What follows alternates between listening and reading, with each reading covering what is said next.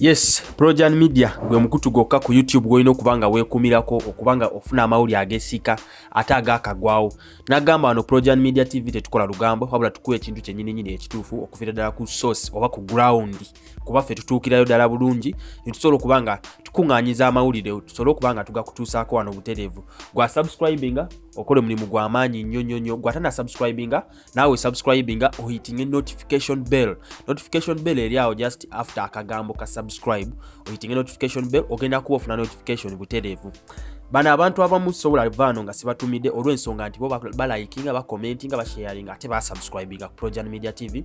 ate olw'ensonga eyo bahitinga ne notification bell kuba stories bazifuna butereevu ne basobola okubanga bakubaganyizaako ebirowoozo ku stories zaffe ze tuba tutaddeyo bulungi nnyo ddala kyobola sobola lekerawo nga sibatumidde naawe gwayagala nga mbeere nga nkutumiranga beeranga comment okateekeyoko nange ntumiraako oyogere gy'oli sobola okubanga twogere okubaganyize ne ku birowoozo ku mulamwa gwe tuba tutaddeyo butereevu wano ku Projan Media TV. Nagamba Projan Media TV tukola stories obula tukola stories zizimba abantu kyobola tuteekayo emiramwa n'obanga osobola okubanga okola ki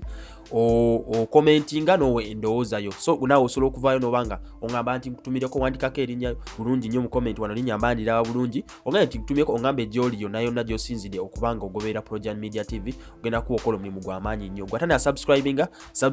osobola okubanga ekintu tutambulira ku line y'emu oba ku pace y'emu. Ninamu wano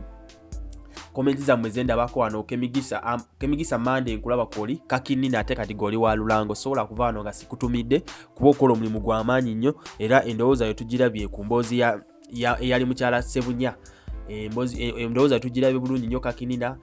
Farida Nakandi awo sobola kubanga mbeerabira maaka nkulaba kwoli Mad Sector bebale nnyo okwekumya Projan Media TV. Nico Angel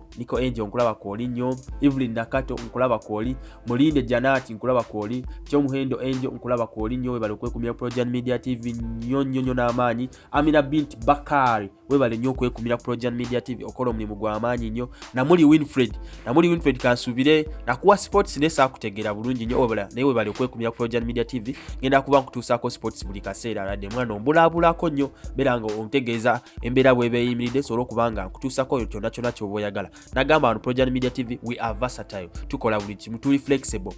tugenda buli wamu buli woyagala tuba tusobola okukola ki okubanga tufiitingawo butereevu. Julie Akinyi nkulaba kwoli Faith nkulaba kwoli Asia Baby kwoli nnyo butereevu webale kwekumira Projan Media TV okola mulimu gw'amaanyi nnyo okubanga weekumire Projan Media TV y'abantu. Waliwo ono Kafuko Minsa webale kwekumira Projan Media TV wano ndabako Nanjego erinnya ddala sobola kyoba ne Nanjego nkulabe bulungi nnyo kweri Nax Sanyu Edith nkulaba kwoli waliwo simanyi steam webale nnyo okwekumira Projan Media TV okola omulimu gw'amaanyi nnyo. Angelina Nambu nkulaba oli nnyo ku Projan Media TV. Flossie Florence mwenna nammwe team Oman, team Saudi Arabia, team Dubai mwebale nnyo okwekumira Projan Media TV. Team Muscat mbalaba kweri Jordan mweje muli bulungi nnyo mwebale okwekumira Projan Media TV kuba mwaba tufudde essaawa zino ekituli essaawa zino okubanga motivating okubanga tubasakira amawulire gonna tubeere nga tubagatuusaako wano nga temuyina gye mugenze walala abagenda bawa amawulire amafu tusobola okubanga tukutuusaako okulabula ku mawulire amafu abagenda maaso kuba wano ffe tutukiriza abantu bakola ki bawa amawulire mafu. Olunaku olwaleero amawulire gennina ate nga agasinga okwewuunyisa oba agatiisa abasinga oba agawawaza amatu ye Rema Namakula. Nkimanyi abasinga mwamukowa ku social media mumukoye buli wamu kuba ssaawa zino ebiseera ebisinga amawulire kwe gatambulira kyobola ku kaseera tuba kutuusaako Rema Namakula. Olunaku olwaleero Rema Namakula yavuddeyo yabaddeko mukutu gumu ogwa leediyo yasobola okubanga ayogera n'agamba ekituufu kyo nze ayina ebyapa bya Eddy Kenzo gwali ku Projan Media TV vayo commenting osobola okikkiriza ekintu ekyo Rema kuba yavuddeyo n'agamba ti Eddy Kenzo amwesiga nnyo kyobola yamukwasa ebyapa bye n'okubanga assaawa zino era yabikuma era Eddy Kenzo akimanyi mu bakyala bonna Eddy Kenzo yali abadde nabo olwo bigambo bya Rema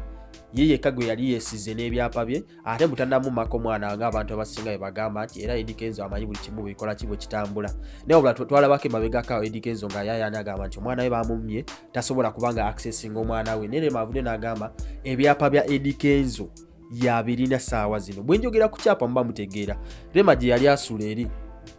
ekyapa ya China amaka ga Eddy Kenzo ze yasula musaazi n'ebyapa bwagamba ebyapa ebyobugaga bya Eddy Kenzo fina tubimanya ebizimbe byayina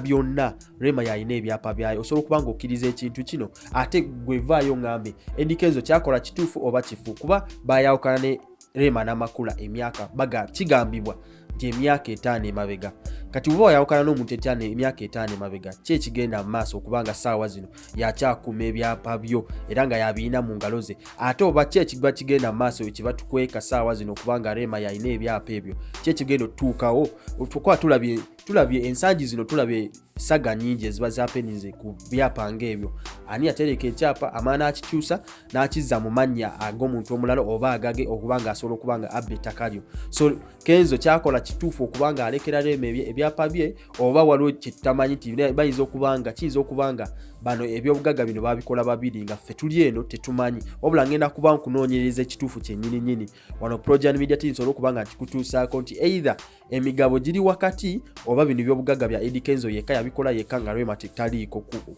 nekiva kuki okubanga Eddy Kenzo ssaawa zino ebyapa ebyesiga ne Rema okusinga omuntu omulala yenna oba baganda babali oba barelative be abali eyo batasobola kubanga abeesiga n'ebyapa bayo commenting kati singa abadde gwe nga gwe Eddy Kenzo ebyapa bye wandibadde obirekera XO vayo osobola okubanga otuwa endowooza yo ku Projan Media TV awulayi kyatu mbalaba abasinga beera nga okubaako commentinga ebyapa byo nkiddamu bw'obanga gwe Eddy Kenzo ng'olina ekyobugagga kyonna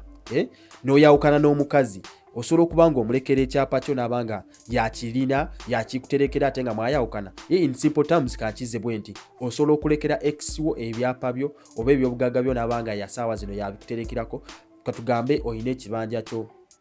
ngambe ekireka